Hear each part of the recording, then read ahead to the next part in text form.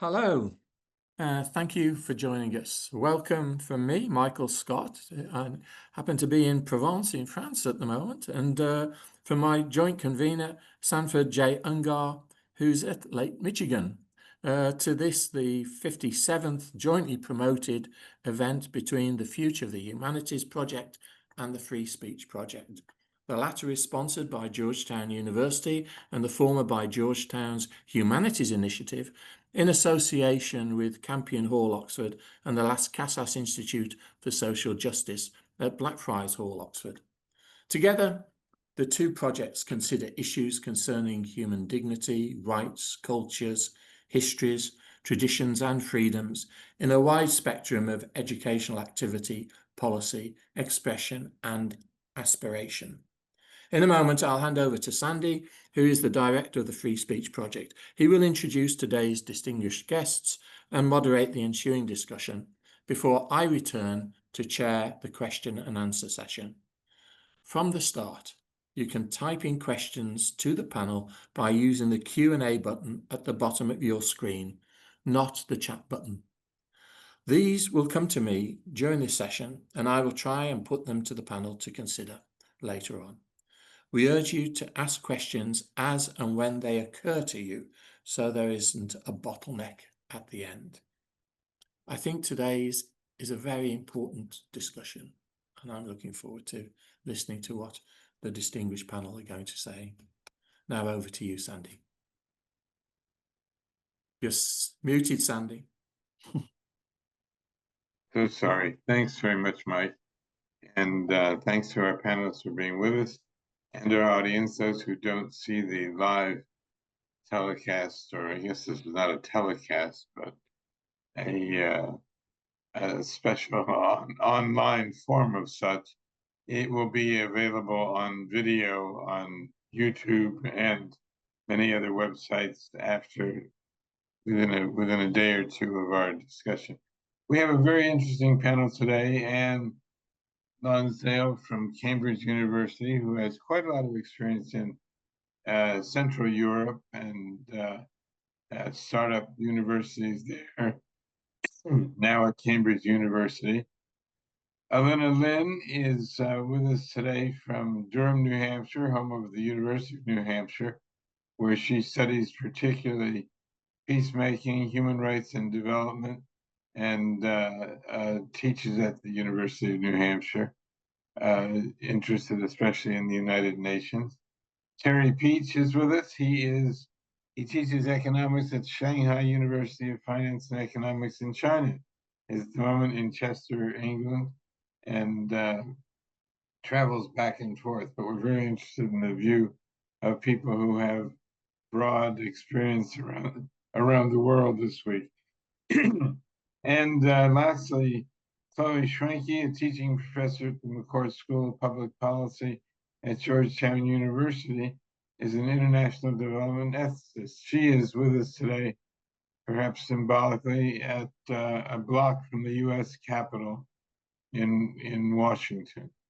We're going to do our usual discussion of the topic broadly. Nobody has prepared remarks. It's all spontaneous. We hope you'll have some good exchanges, and we look forward to the questions of our distant participants later as well. And I wanted to begin with you, and you might want to take yourself off mute, not make the mistake that I did. The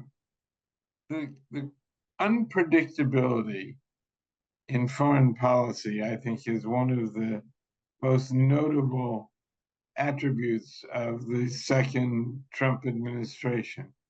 And given some of the parts of the world where you have worked, I mean, there was a scene the other day, I believe it was in a cabinet meeting, where the president seemed not to be aware that he had cut off weapons to Ukraine, and was talking as if someone else had done this, and he would have to look into it and rescind it.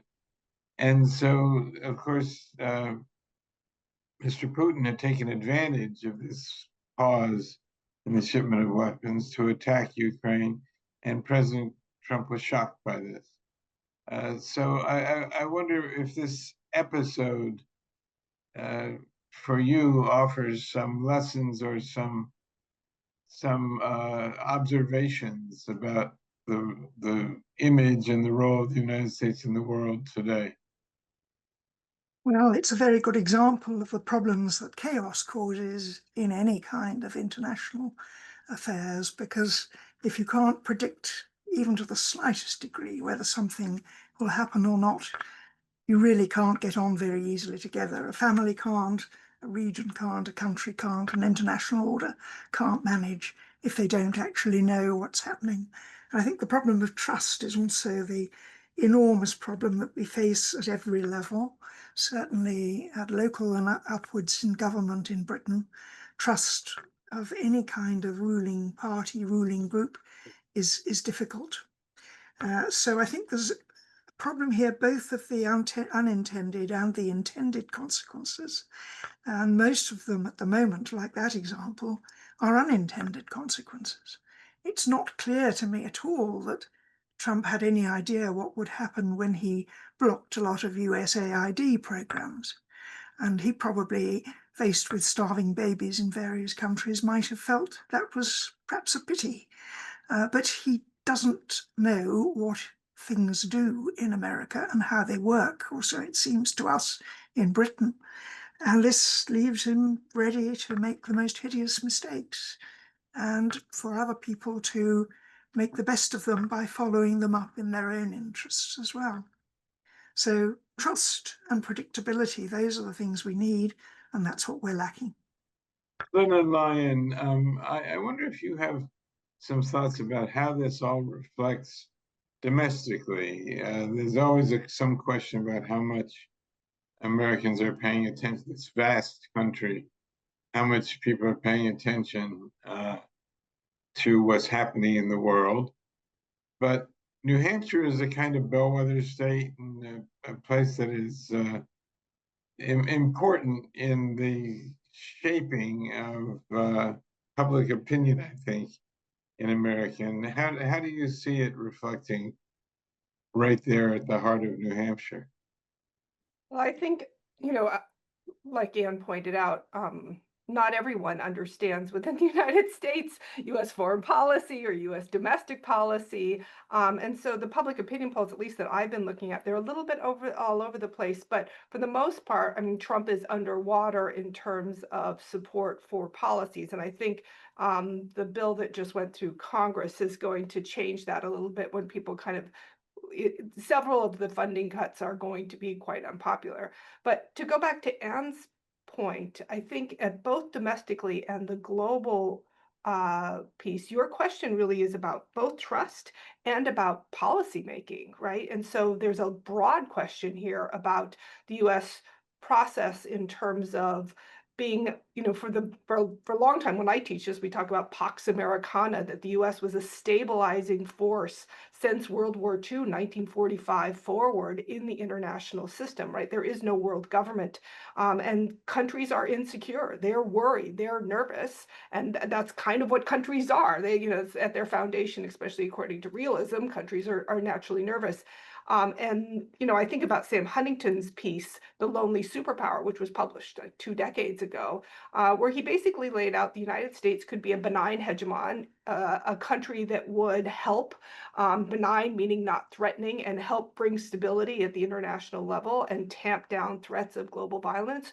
Or it could be a rogue superpower, in which it would be threatening to other countries who would then potentially align against them or, try to defend themselves, arm themselves. And so there's potential for escalation of violence. And it's funny, I think Huntington's perspective right now in terms of the trust and the role the U.S. is playing globally fits that quite well. Is the U.S. an instrument of tamping down international instability, or is it part of that particular process? And I don't want to take up too much time, but I'd like to go back at some point and talk about the foreign policy process, because President Trump's comment in the Oval Office or in that particular meeting, I think reveals a lot. So I'm going to pause right there, but I'd like to reserve some space to talk about foreign policy processes.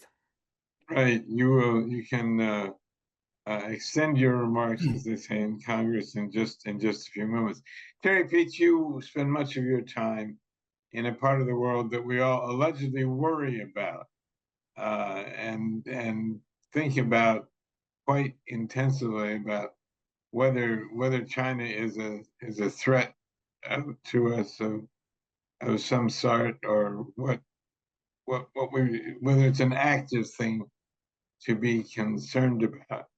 And I wonder how, coming back and forth to China, how you observe all of this, and whether you think it's going to make things unstable. I mean, one thing I just learned the other day, the Voice of America has been silenced, the government-funded largest international broadcast organization, and it's now been documented that China has filled in many of the hours of broadcasting around the world that Voice of America has been forced to abandon. So that might be one immediate impact. I don't know whether it's something that you've been able to perceive in Shanghai. Okay, well, I think the first thing I would say is that the way things are, America is probably more of a threat to the world than China. Now, I sort of anticipated your question, and I should say I'm here to give my own views and opinions, not those of the Chinese government or the Chinese people. I mean, one anecdote, I happened to be in China on what I believe you call Liberation Day, which perhaps following Adam Smith might have been better described as Absurdity Day, or perhaps Sophistry Day. And I watched your president's performance live, and I witnessed and heard the response of the people that I worked with. And I think I would describe that response as one of contempt, cold contempt. And of course, this was made worse the following day when your vice president described the Chinese people as peasants. I felt an insult that was badly misdirected. I think one consequence of what's going on, without getting into the reasons, why all this is happening, is that paradoxically it will strengthen China. Other countries will find that China is a far more dependable trading partner than the United States. So insofar as Donald Trump thinks that his policies are going to weaken China, I think they will have exactly the opposite effect. So I'll leave it at that for the moment. Thank you. Well, Chloe Schrenke, with that platter before you, as an international development specialist, what do you see as the impact of all of these developments, not just in foreign policy, but especially in the world of international development?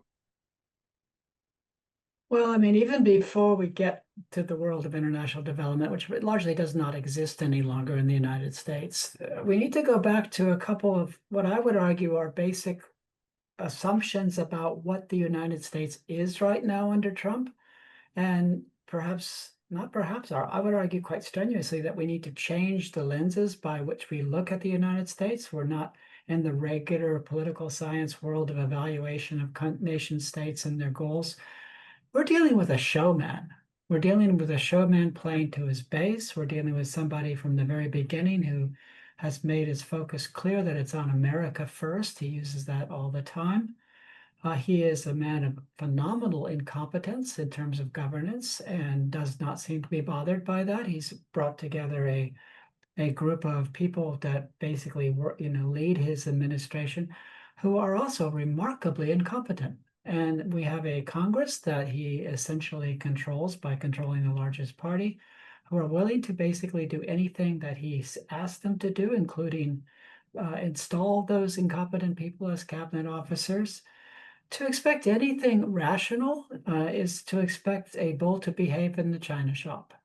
This is a man who is fundamentally destructive. He's totally self-absorbed. He's clearly a narcissist. He's a unbelievable liar. He's not a person of anything like the moral character that one would expect of any leader of any responsible country. He is the most unethical president in American history. And he is driven by tapping into the resentment of a lot of people in this country who are feeling left behind, who are feeling that this country is really shifted into a country that's ruled by elites, both wealthy elites, but also intellectual elites that have left them behind. That resentment's a very disturbing way to build, a sense of political coherence. That's what he's playing to. So to expect in any sense that President Trump, I actually have trouble saying President Trump because he's such a mismatch for that important office, to expect him to behave like a president, to expect him to care about what happens in other countries, to expect him to do anything but what in transactional terms is advantageous for him and his family and his own he's a phenomenally corrupt person, his own corruption. This is not a reasonable expectation. We're dealing with something that does not fit previous parameters at all. So I think we need to be frank and upfront and understand that this is not a normal president. This is an aberration of the highest order, and to approach him in that way as if he were just another president doesn't get us anywhere that we can actually come to rational conclusions. The fact that he's, I'm talking a little too long, but the fact that he's just swept away the U.S. Agency for International Development, full disclosure, I was a political appointee there under President Obama. He's lost all of that set of relationships and understanding with much of the majority population of the world. And now he's basically disassembled most of the State Department. So our diplomatic connections and skills and all of the nuances that come with years and years and years of professional diplomacy, they're gone. And he does not seem the slightest bit bothered by this. And he's got people like his Secretary of State, who once was very praising of the diplomats there, happy to let them all go. Nobody's willing to stand up to him on the Republican side. So we are in serious trouble. Thank you, and I appreciate you putting that perspective. Actually, you're disclosing that you had been an appointee under President Obama. I failed to disclose when I mentioned the Voice of America earlier that I was director of the Voice of America under President Clinton. I should have disclosed that because my remarks were obviously colored by that fact as well. I'd like to ask a question which may sound like a silly one, but what can the international community do to try to influence events in the United States now, or to try to influence American behavior under President Trump? And do you have some I was thinking, brilliant suggestions? as I was thinking as you said it, that a very frequent conversation here, at least certainly in Cambridge and elsewhere in the south of England, is to ask oneself, who is there out there in the States? Who are the groups now talking to each other? I mean, we assume, we pray, that there are very bright people doing a lot of talking together about how to deal with this situation, because obviously we can say things from the outside which will have no effect whatever on the sort of MAGA audiences on Trump's side. I mean, the external world probably doesn't mean anything to those and isn't relevant. But surely there must be people getting together. And I would love to know, for a little bit of hope, what sort of things are being said and gathered and published, and what groups are joining up to get some kind of grip on this, because America is a great country. I've worked with Americans, particularly through things connected with the USAID for most of my life. I have the greatest faith in America, and I can't believe that you're not doing this. And I pray you are. Actually, let's ask Lena and Chloe, between them, whether they have some optimism about what other Americans are doing, whether the opposition is having a meaningful impact. And then let's go back to you first. Thank you. So I think, I mean, for me, I think about this question in two ways. One is the foreign policy void that the US is leaving. So what can the international community do in, for example, as USAID is rolled down and, you know, Voice of America is taken offline. So there's been a lot of discussion, and this actually before the election, like what happens if America first is the foreign policy of the United States and the global policy. And I know that many of us are looking towards middle powers. Where are the Canadians? Where are the Europeans, the Australians? And so I know for me as a student of multilateralism, which looks at, you know, how countries collaborate, the United States has historically been an amazing collaborator. One of the primary powers the U.S. has to going from 1942 forward is the ability to create coalitions and to push those coalitions to do work together to bring international stability, development, all of these types of things. And so at the global level, I think the question is big. Are middle powers, is there political will and capacity to be able to fill those voids, right? And continue doing those work. And I don't have, and I know you want some optimism, but I don't have an answer yet. I think that there are, you know, foreign policy making is slow. And I think that there are countries that are trying to, you know, and in some ways, Trump is very good at creating kind of a daily crisis that I feel like is very distracting to most countries, the foreign policy establishment, the American political establishment. So Clever media rather play. than long-term kind of policy making, they're kind of responding to the crisis of the day. Yeah. Domestically, it's funny, I read a really interesting article in Fox News that talked about the dismissal of USAID and those particular staff, as well as State Department staff. So there are a whole bunch of unemployed people out there who have a lot of skill sets in dealing with how to counter authoritarianism, how to be pro-democracy, those types of things. And so, I mean, it's kind of a cheeky answer, but you know, I think the other thing that might be interesting is you see this parity, for example, on for Trump's parade, right? The celebration of the U.S. Army. There is there's kind of this public dialogue going on with protest activity and with presidential kind of performances. And so that particular day, you saw enormous amount of protest activity throughout the United States. And I know that tomorrow there's another protest being organized, and so there are these activities going on. Now, one of the things I think that Anne points out is that you don't see, I mean, the United States is known for checks and balances, right? The Constitution sets up these parameters that the president can't go forward, whether or not it's foreign policy in the bombing of Iran, without Congress, right? Or these different institutions. And so I think that because there is this trifecta and Trump is controlling, you know, in many ways, we've never really seen a president control the Supreme Court, but he has, you know, that capacity at this particular moment. And then Congress, of course. So I think one of the big questions is, are there institutional checks and balances?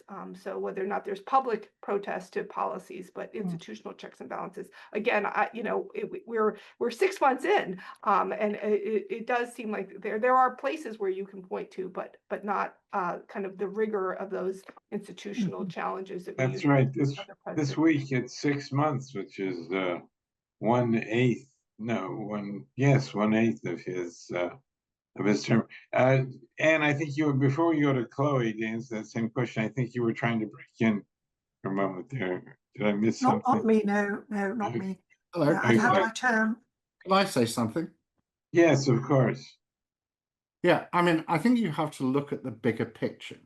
I mean, America is on the cusp of transitioning from democratic capitalism to autocratic capitalism. I mean, this situation, I mean, you could say the dark stars have aligned, but this situation has taken something like 250 years to bring about. It has a long historical background. I mean, real wages in the United States began to stagnate actually in the 1970s.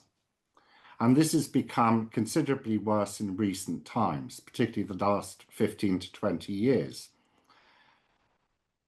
Conditions are ripe for the exploitation of those households by mendacious politicians. Enter Donald Trump, the self-styled champion of the people. He's fueled and exploited popular grievances. He places the blame on the system, on foreigners, on foreign countries, on universities, on the liberal elite, on minorities, and on previous presidents, himself excluded. He offers entirely bogus solutions to these problems, such as tariffs. The mob, as Plato said, will do anything he tells them. What is his ambition? And here again, I go back to Plato.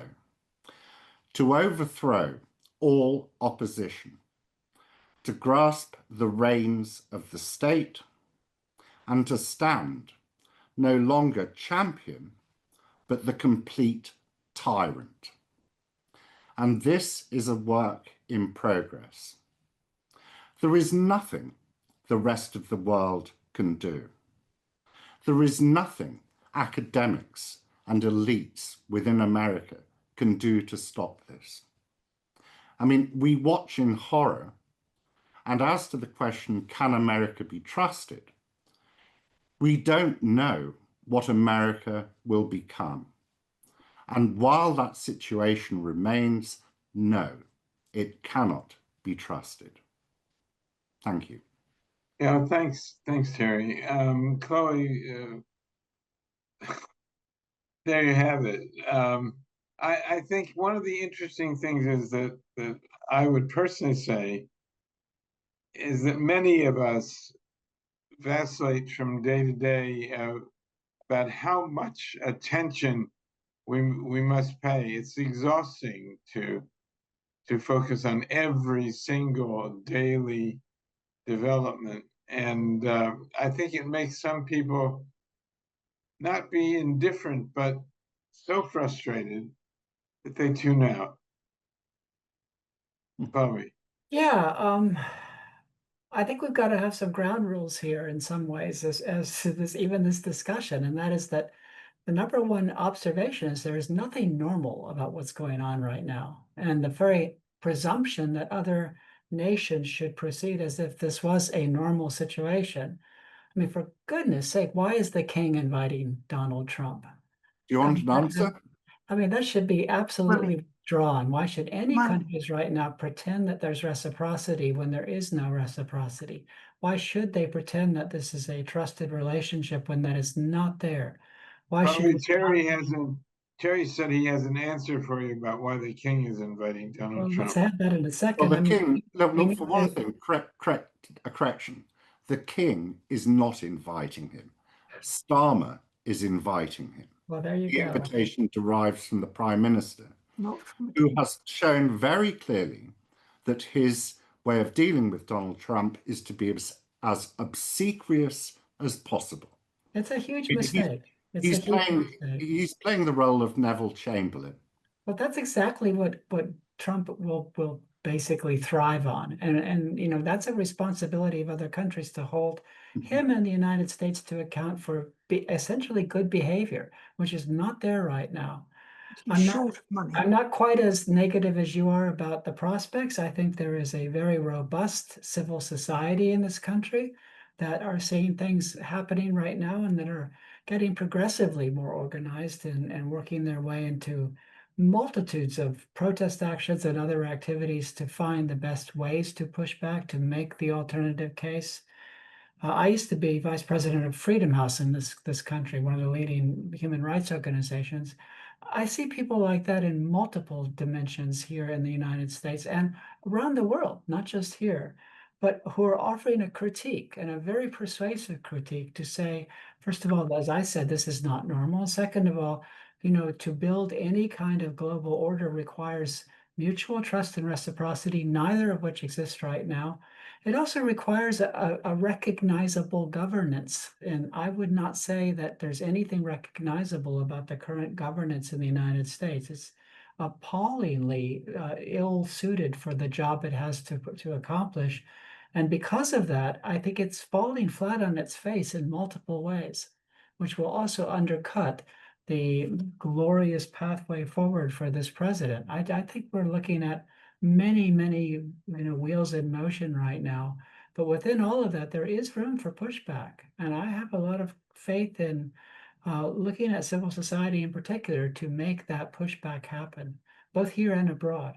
But I think people need to be more forthright. They need to call it out and say, this is, we can't deal with the United States under these terms. And that's hard to say because I know it's a major trading partner and has lots of points of leverage to still employ. But to accept the United States as a normal country in any dimension right now is to do so at your peril. I think we realize that it is not normal. What do we do? I mean, one way to go about it is to act as if it's really abnormal, to withdraw ambassadors, to stop having a diplomatic relationship, to stop having any trade relationships, to try, as it were, to, rather as in the old days one dealt with South Africa as a state with which you do no business. Now that, I don't think would actually have a very useful result. I mean, I thought about it a lot. I can't see that. I think what we're trying to do is, if you like, pretend as a very thin veneer that we are doing business as usual and trying to work where we find them with people who seem to be able to imagine a way out in America, a way forward. I mean, I agree with what you're saying. Again, I would ask that we drop the pretense that this is a normal diplomatic interaction. Calling ambassadors back is what you did in the old days. I think what we need now. I mean, I'm just saying that as a method. I understand. Shut off. But I'm asking for a different kind of interaction where basically thought leaders in other countries, not just in government, but in civil society and the religions and other places, start challenging what's going on in the United States. This is an wonderful dignity and human rights. Hang on. I mean, the only way you're going to stop the tyrant is to get his base to turn against him. But then you've got another problem which you're not addressing, which is what to do about all these people and their problems. Because I'm afraid to say that the recent history of the United States, going back a very long time, I mean, has given us no hope and has given them no hope that something can be done to resolve their problems. I don't diminish that at all. I think you're right. And I think it's a very serious challenge. I also think that we can still rise to that challenge, that we have people here of great intelligence and thought and caring and concern for our future. It's just how to put them in positions where they can be positively, constructively influential within this country. But I just think we have to drop the pretense from outside. And I would say for Europe and other countries to start building stronger relationships with each other and not count on the United States as a partner. Yes, that's happening. Yes, we are. Well, I hope so. It is happening. It's not happening, Terry? It is happening, yes. Oh, okay. It's exactly what's happening. Well, maybe that's a perverse positive effect of some of what's going on, or an ironic one.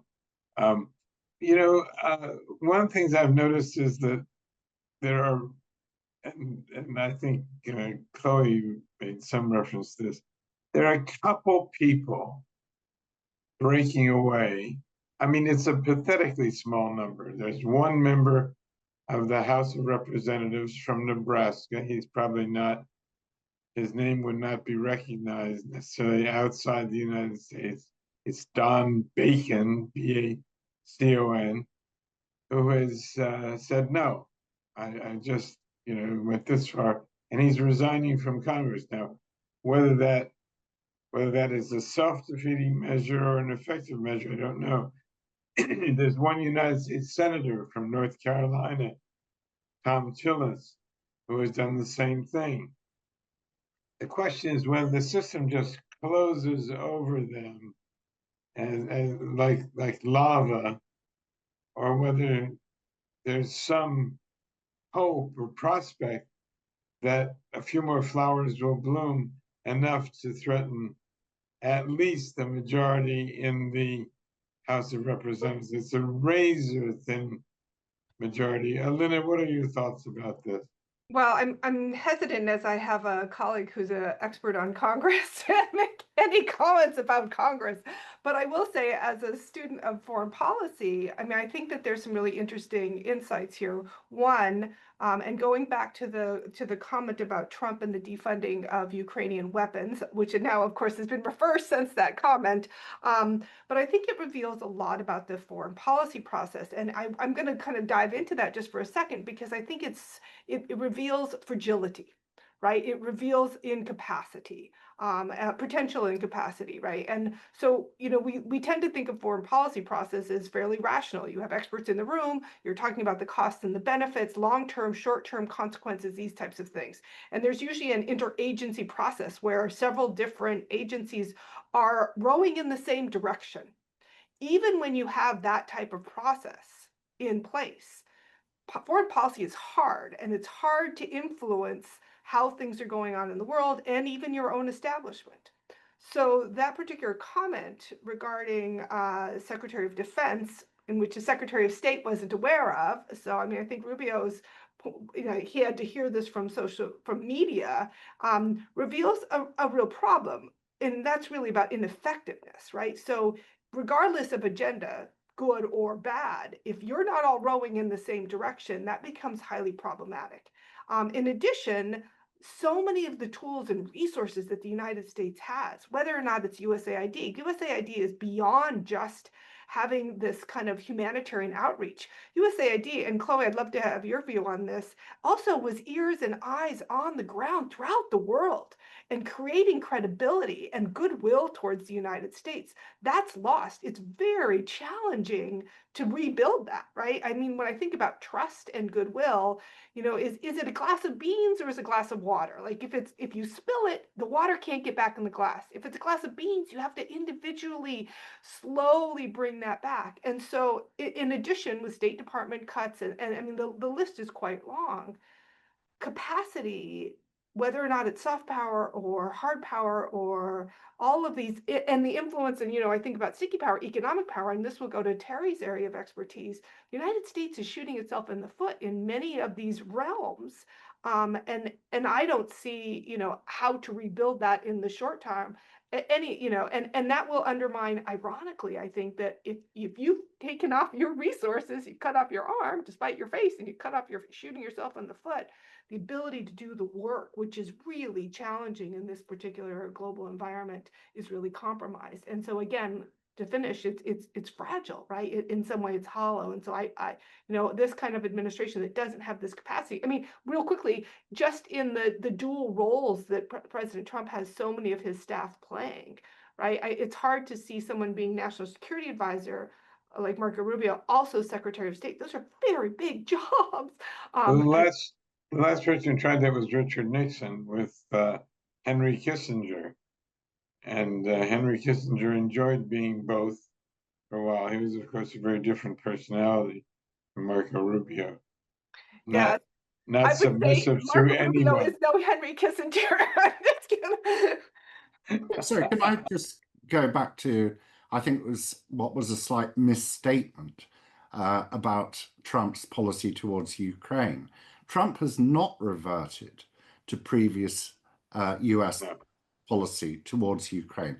I watched that particular episode in the Trump saga, and he said very proudly, we're not giving anything to Ukraine. We're selling weapons at full price to Europe. Right. Europe can give their weapons to Ukraine. This is not the same policy, for instance, that existed under Biden. And I think there's been an overreaction, actually, people saying, oh, great, you know, he's changed his position. I would just add to that, I only wish he changed his position on Palestine. because I think that is an utter disgrace. If he wanted, he could get Netanyahu to stop the slaughter. He doesn't want it. He wants to create a wasteland that he can then develop. Well, that seems highly improbable that he and his son-in-law will be able to develop a resort in Gaza, but I hear what you're saying. We're going to go in just a moment to questions that may have come in that Mike will curate and ask on behalf of the audience. But before we do that, and by the way, for the audience, if you have a question, now is a good time and an opportune moment to type it into the Q&A button. Excuse me, the Q&A button at the bottom of your screen. And to come back to you, is there a sort of central wisdom that we can reach for? The world has been through some terrible crises before. The United States had the last time that the Supreme Court behaved in the way it is right now was when Franklin Roosevelt was president, and the New Deal. He tried to bring in the New Deal, and the court kept resisting. And there was one member of the court who actually switched at the time. People said a switch in time saves 9, meaning that the court wouldn't be expanded because it had found a way of adjusting. What do you all hope for? Just briefly before we go to Mike, what is the most reasonable thing to hope for at the moment? Yeah, I think what is going on certainly in this country is, Starmer, partly because he hasn't any money, partly doing what he can in the belief that something can be saved from the wreck. I mean, that some kind of communication has to be kept going between America, Europe, the West, whatever, and that to write it off is going to be dangerous because you're going to have a complete collapse and then a rebuild from nothing, which is very, very hard to do, and of course very, very slow and very expensive. And that those people in Britain and Europe who say it's finished, it's a mess, America's turned into what would want to be an empire, and like all the empires of the 19th and 20th centuries, it's going to go the way of all of them, but rather more quickly and more violently. And there's nothing to be done, and we must just stand back. Now, I believe very much with the Starmer line, not that I'm a Starmerite, I do believe that one must always hold on to some contacts. I felt it very much about South Africa, which was the beginning of my political life, that we had to keep contacts with the good things in order to let enough of the good things keep flowering somehow, that you could rebuild, and that there was still a structure. I must say, I have many friends who take that same position, who think that there are probably conservatives. We haven't hit bottom in this country, but it's coming, and then something good will happen. But I don't know. I think that may be very age dependent, how optimistic one is willing. I'm too old. Yeah. If I could interject here, I mean, I had the privilege of being in South Africa for 3 years, just as Nelson Mandela came to power, and to see, and I was a town regional planner then, so I was working with Zulu communities and others to try to reestablish what they wanted their future to look like. So I was connecting with aspirations of ordinary people all the time. But a leader like Nelson Mandela and of course other people like Desmond Tutu and others made amazing things possible. And I mean, not that South Africa solved or is perfectly done, but it's so much better than anybody gave it credit for ever possibly becoming. And my experience there have shaped my entire life in terms of how we, again, go back and connect with civil society, how we connect with people where they are, how we have a leader that can speak that language. We need a Nelson Mandela in the United States because we have to rebuild this country, and it's a profound rebuilding. Do I you do have not any, think we can make do you have it any work. nominees? Do you have any Well, if I nominees? do, I'll let you know. How about you, Elena? So I really appreciate Chloe's optimism. When I think about this in terms of worst case scenario, right? For me, as a student of world politics, I'm very concerned about transitions at the global level, right? When you see great power transitions, students of that, when we study that, we tend to see global violence. There are those that argue that we're already in World War III. It just looks a little different, right? The parameters of the war, the fronts of the war are quite different. For me, to be optimistic is, as bad as it is, status quo or just kind of the international community limping along and not escalating into larger violence.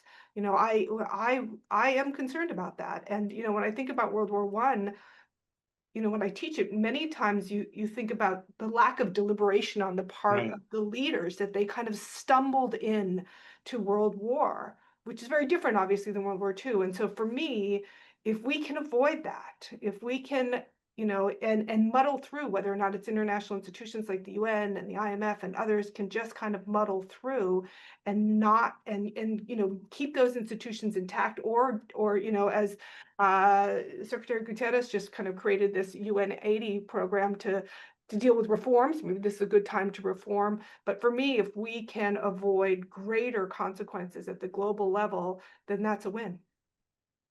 Terry, thank you. Terry, I assume you are beyond that point Well, right now. I mean, you can always hope for good times, but I'm afraid I think there's a momentum. It's going to take a lot to stop it. And the only way you're going to stop it is if Americans in force and en masse oppose what's happening. And I can't see much sign of that at the moment. So I'm afraid my perspective is pessimistic. I think this will end very badly. Well, with that, Mike, would you like to take up any questions that have come in? Yeah. What a sobering debate. Really. One question was, has the world returned to the mentalities of the 30s, in particular in Germany? Terry, do you want to? Yes, I would say there are very clear parallels. I'm afraid, particularly, with the rise of Hitler, to begin with, through sort of quasi-democratic processes, which has been the case with Trump. And then, obviously, what happens after that, which again, I think is exactly what's happening now, the transition to dictatorship, authoritarian rule. And that, I think, is what we're seeing, just as I said earlier, shamefully, I think, Keir Starmer is playing the role of Neville Chamberlain. I can understand why he's doing it, but I don't think appeasing a tyrant is going to be a successful strategy. So that would be my view. Anybody else want to comment on that? I think the only hope there is that, Go ahead. sorry, Go on, the Anne, and then Chloe. Yeah. the only hope there is that Trump is an old man and he's not well. And maybe that will help. I agree, but I think there's a second hope, and that's called the midterm elections. And if you want to see real pushback in the United States, if it exists, and I actually think it does, that's the time. And if we can actually get the Congress back, there will be a genuine countervailing force that we can actually leverage. It doesn't mean it's going to be the solution, but it buys us some time to really rethink and find the leadership that we need. In a few weeks, the majority in the House is going to get one person smaller because of the special election in Arizona. Yeah. So they're going to have even less maneuvering room. As a And then- resident political scientist, I'll invite you to look at the data of midterm elections going back like 60 years, and you'll find that there's usually great loss of the president's party. And so, I mean, and that it's readily available data. And so it's consistent. It's very consistent. And it usually is a referendum on the president, right? So you expect that there will be significant change there. Michael, to go back to your question about Germany, I want to point out just two things. You know, one of the things that I am, you know, as a scholar of kind of world history and that particular situation, one of the things that didn't quite fit there for me for a long time was America First and the policy of America First, which seemed to be neo-isolationist, right? So this was in the couch, you know, I think about the first America First movement that we see in the 1920s. But that's changed. And I want to just highlight that a little bit because there's narratives here about Greenland and about Canada. And so that is, I think that we need to be really aware of that. In addition, there's another piece that's domestic. And you know, if you go to the front page of the New York Times today, it's quite concerning that the president has just announced that Democrats are indeed evil. So the narratives of dividing and conquering and labeling and the justification of certain policy options under those particular rubrics, you know, that gets that you know, for those of us who have that ruler that study those particular types of systems and we hold the ruler up, there are a couple flags that are being raised. I suppose Uh, may I just say one thing. yeah. Perhaps a ray of hope would be if Trump's base at some point realised that they've been lied to, they've been sold a pass, that all these policies are not benefiting them, because they won't. I mean, at that point, maybe there's some hope, but still you've got a huge void, because you have to have politicians and a political party who can actually address the problems of these people. And that there's no sign of, it seems to me. I wouldn't say there's no another sign. question that came in, Jamie which is Raskin, we have a few people like that. another question that came in was, where are the Democrats? Huh.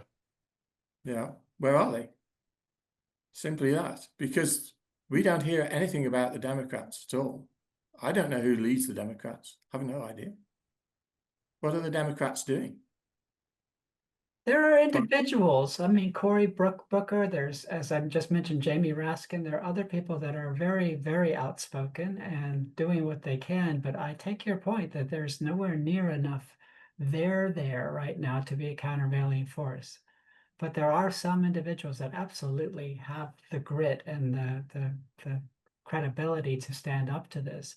But and we've got a new potential, you know, mayor of New York, and we've got some new things happening here that may actually have an awakening influence. I think. I think that those people are there. It's just they need to be brought forward. Bring themselves. The mayoral election in New York is an emblem of the fractionized state of the Democrats. But a fresh new voice, and a voice that's really connecting with people where they're at, which is just a really good model for the Democratic Party. Sorry, as an outsider, one person you haven't mentioned is Bernie Sanders, who personally I have a lot of respect for. Yeah. Have you just discounted him? He's too old. I mean, he's a wonderful person. I have enormous respect for him, and he's been saying something consistently, and he's been a character, but in the best sense of that word. He's got virtues that are apparent, and they've been there for years. He's just not going to be a formidable player moving forward simply because of his age. But you're right. He's somebody to build from. Well, and if I can add just a piece, that I think that the support for the Democrats right now is quite low.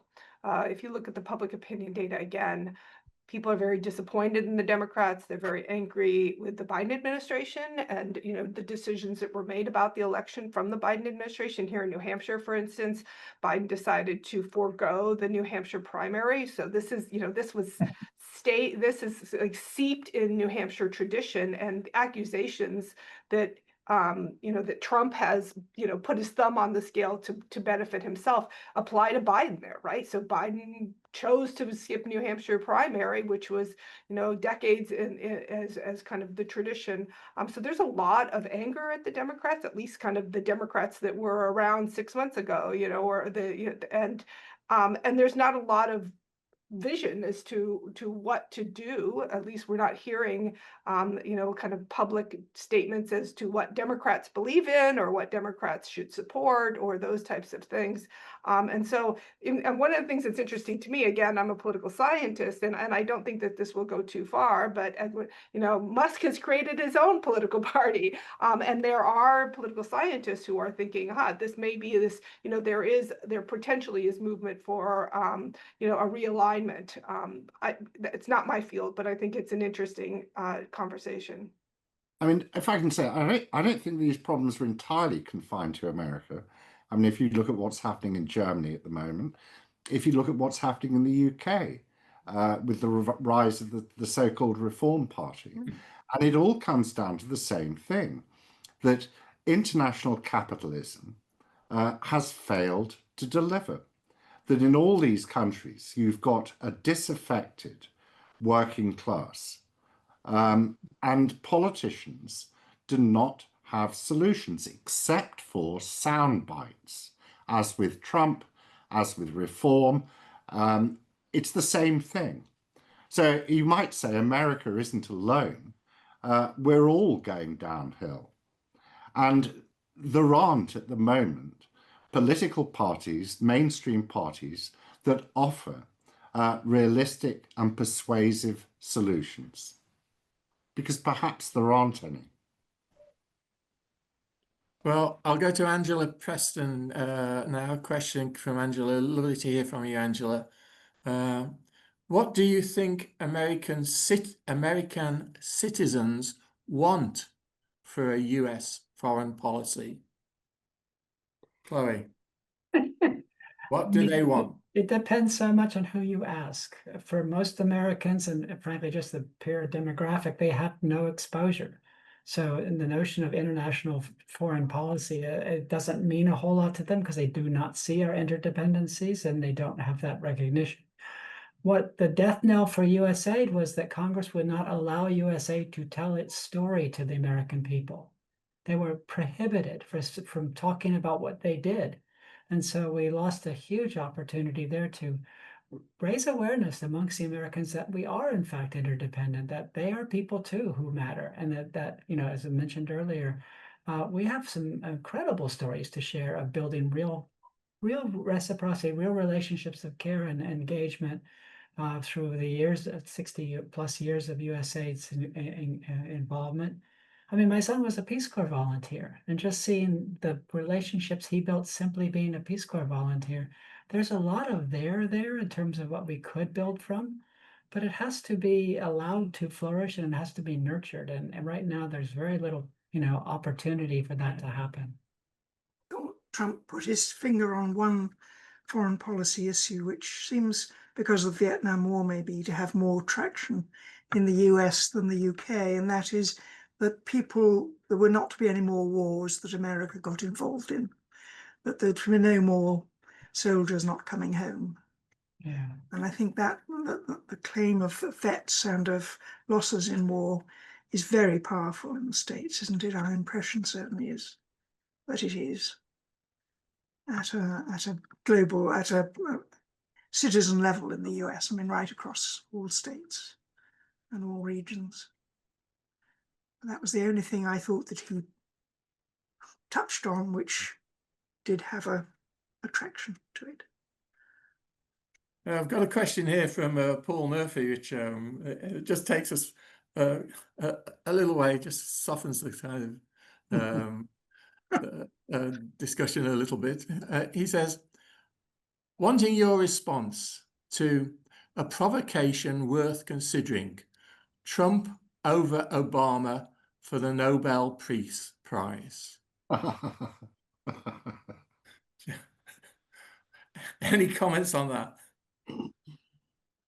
Oh, Netanyahu would certainly agree. Precisely. Michael, if I could just go back and comment on kind of what do Americans want in terms of U.S. foreign policy, I agree with Chloe and Anne completely here. I think one of the challenges, so I teach U.S. foreign policy, is really low literacy in terms of, and here we are 80 years out from World War II, understanding like what was the cause of World War II? Why did countries, what are the consequences of war? What are the consequences of use of force? What are the alternatives to use of force? And for example, I see this, in my field, we study economic interdependence as a way towards pacifist relations between countries, right? And there's lots of evidence that says when you're economically interdependent, it brings the stay to going to war, right? It's because the costs are so high, and so when we talk about tariffs, I think that tariffs are a really good example here. Most Americans don't understand what a tariff is. So there's low literacy that the costs of tariffs imposed are actually usually those absorbed by the consumer, right? So it looks like a tool of manipulation, of power of domination, and yet it's actually one that has harm. In addition, for example, tariffs on the Canadians. Here in New Hampshire, again, we've seen this huge decline in Canadian tourism, right? So there's all these industries that we're right next to the Canadian border, and the Canadians come down and they spend their money and they stay at our restaurants and they enjoy our beaches, and we're seeing that decline. And I think that there are people that are beginning to realize, oh, when you have this kind of bellicose language and you impose these tariffs and these types of things, it's really not only from country to country level, but at the human level having these impacts. And so yeah, I think that, going back to Chloe's point, USAID, many in the United States thought taking resources from Americans' mouths, right, from the kitchen table issues. And so USAID, most of these institutions need to make the call, why are we worth America's investment? Why are we worth investing in these resources? And so for me, that's an education challenge. But it's not, if I may say so, just most Americans who don't understand the logic of tariffs. It is in particular the President of the United States who doesn't understand. I mean, yes, tariff, the most beautiful word in the English dictionary.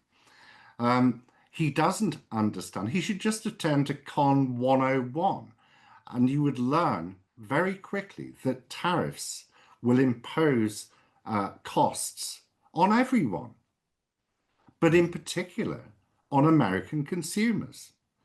And this is why I'm saying perhaps in time, people will come to recognize that these policies, which are supposed to benefit them, will do no such thing. They will suffer as a result. But then you have to ask the question, what do they do next? Yeah. Okay, thank you.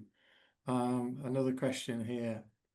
This is from an anonymous attendee. Bernie Sanders is, capitals, a player. He's showing up to huge crowds with Ocasio-Cortez. Democratic establishment dismissal of Bernie Sanders created a lot of damage to the party and continues to do so. Most establishment politicians in DC are old. What matters is whether they are working on behalf of citizens or not. If the Democrats had not dismissed Bernie, we would never have had Trump. There's some truth to that, I would think. I mean, if you see the tour that Bernie Sanders and AOC have done across this country, the quality and depth of what they're talking about has been very, very uplifting for people that have followed that as I have. I think they're saying the right things and really keeping people aware that, in this case, the Democrats actually do have something to offer, a different way of looking at the world. And you're also seeing now Pete Buttigieg do a similar kind of tour, reaching out to people with very intelligent and I think very motivational and persuasive commentary. There is some of this happening. So your commentator, I think, is that question is appropriate. It's unfortunate that Bernie Sanders got so badly treated, but it happened, and there's nothing we can do about that now. Alexia Ocasio-Cortez maybe could be the leader we're looking for. I don't know. She certainly showed some real grit with that tour that she did with Bernie Sanders. Pete Buttigieg is somebody also we need to watch. I think he's got really good ideas. There are people there. How about in the actual states? Is there a fissure or fissures between the states and the union at the moment? I think of California, for example. Is that a means of putting on on some kind of pressure, Aliena? So again, this is not really my field, state and local politics, although, it's an interesting move towards decentralization of authority, right? So that's kind of the push that we're seeing, especially, for example, FEMA becomes this really interesting kind of flashpoint for this is not the role that the federal government is going to play, this is the role local governments can play. Now, I actually think that there's a good conversation to be had there. Different regions have different needs, different states have very different needs. For example, even New Hampshire and Vermont right next to each other, we have a coastline. We have different concerns than the Vermont. So there may be a lot to be said there. At the same time, again, going back to policy process, this is usually something that you do deliberate and take thoughtful, and we're going to take this offline, give states a chance. For example, New Hampshire doesn't have a state income tax, time to actually develop some reason, some capacity to be able to respond to the next hurricane or nor'easter that wipes out our coastline, right? So we don't, that particular process and those conversations actually I think are valid. And there are conversations that the United States has had for its entire existence, right? What is the balance between the federal government and the state's government? Those questions, I mean, this is an eternal conversation within the US, but the capacity to govern at this particular point for most states, they don't have, Texas and this devastating flood, and they're actually dealing with flooding again today. They don't really have the capacity. That capacity has been allocated to the federal government, who is basically saying at this point, no. So, that transition can be incredibly painful. Yeah. Okay. Chloe, do you want to comment on it? Only that I'm looking forward to the Republic of California. They tried it once before. They may try it again. I thought they might become a state of Canada, but never mind. It's so bad either, actually. An anonymous attendee, and this will be the last one, I think. People who are obsequious often get what they want from Trump. Are there other ways to temper Trump's obstreperous behavior? Are there any other ways? I'll just briefly on that. I mean, Okay. Trump is a bully. Mhm. The one thing you can at least try is to strike back. That's the only thing that he will understand. Yeah, which in a sense Macron talked about really at one point. Yeah. Anne, did you? If you strike a bully, they tend to strike back. I don't quite, I've not ever had very good success with bullies by hitting them, and I've been quite ready to hit bullies in my youth, considerable youth, I mean. But I don't think that being tough, I mean, he's got too many ways to slide off it and to degrade the attempt to strike at him, to simply discount it or take power over it in some way. I think about it, but I can't quite see it working. Yeah. Most, if you look at literature, look at Shakespeare, of course, but look at the parts of literature, look at facts as well. Look at Margaret Thatcher. If people thought she was a tyrant, but most are undermined not by the opposition, they're undermined by somebody within their own sphere, own party. That doesn't mean to say you get a solution, but most that happens, does it not, Anne? You looking quizzical Well, the there. problem with Margaret Thatcher, as her cabinet used to say, and her administrators used to say, is that they were all nice public school boys.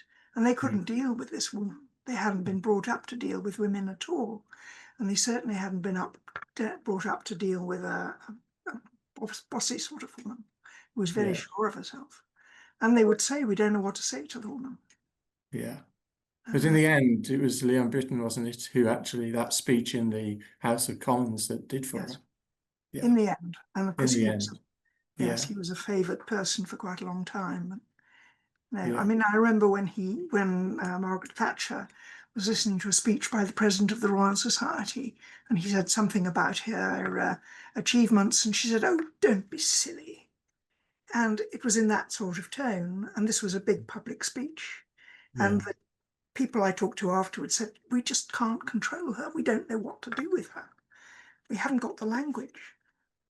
Mm. So I think it was a sex, class, gender, whatever, middle of the century British problem, Yeah. which we But deserve there's a to psychological solve. issue there. There's a Yes. psychological issue.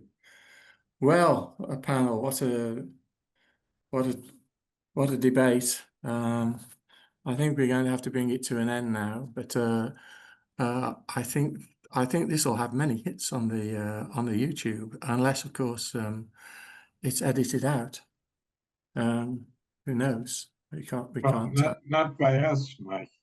Not by us, certainly not by us. No, we just have to hope. But it's been a very sobering hour, and I'm just looking forward to getting downstairs and having a glass of rosé. I have to say to get over it. Is there anything you want to say, Sandy, before I close it up? Well, I'm in the central time zone at the moment, much too early for a glass of rosé. But I want to thank everybody. You know, the object of journalism and the humanities is not always to make everyone feel hopeful and optimistic. And I think we have an opportunity, having done as many of these programs as we have, to point out some of the real problems facing the world. And this is not a new one, but it has a new shape and a new representative. So I'm quite proud of the conversation we just had, as troubling as it might be. And I want to thank all the usual suspects, people at Georgetown University who have supported us beginning early in the pandemic and doing this program. John McCabe, my associate director of the Free Speech Project, who has come up with formulas that get us through these every month without too much stress.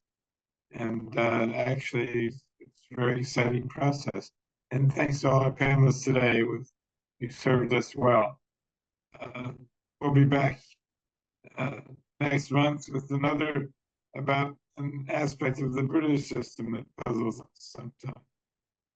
Yes, we certainly will. And my thanks also to Terry, Anne, Alina, and Chloe. A terrific panel today. Thank you very much. It's a fascinating discussion. The next free speech project at the Crossroads International Dialogues event, in association with the Future of the Humanities Project, will be on Wednesday, August the 20th, 4 p.m. UK time, 11 a.m. EST, and we will be discussing, if the UK is a democracy, why does it have a monarchy? So that's what we'll be discussing on August the 20th. I hope you'll join us for that. The next Cultural Encounters Books That Have Made a Difference will be on October the 6th, when Tom Banchoff, who has sponsored so many of these things for us from Georgetown, he will actually be talking about Pope Francis's encyclical Fratelli Tutti. So that's Tom Banchoff on October the 6th, after the summer. For today, my thanks to colleagues at Georgetown, to Tom Banchoff in particular. My thanks also to colleagues at Blackfriars, Dominic White, the prior, John O'Connor, OP, and our new director of the Las Casas Institute, Hugo Slim, who's joined us from a history of work with the Red Cross around the world. So we're delighted that Hugo is with us now. Thanks also to Dick Austin, SJ Master of Campion Hall, and my thanks again to John McCabe. Also thanks to my wife Maggie, who helps the administration in this on this end. And thanks to Sandy for leading this as the director of the Free Speech Project at Georgetown. I'm Professor Michael Scott. I'm Fellow and Senior Dean at Blackfriars Hall, Oxford. You can follow me on Facebook as Michael Kerr Scott or LinkedIn as Professor Michael Scott. Until the next time, everybody, take care, keep safe. Goodbye. Thank you again. Bye-bye. Good night.